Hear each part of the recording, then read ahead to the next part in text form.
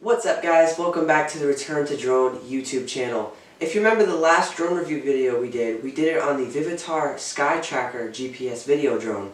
Great drone, flew great, it was very smooth.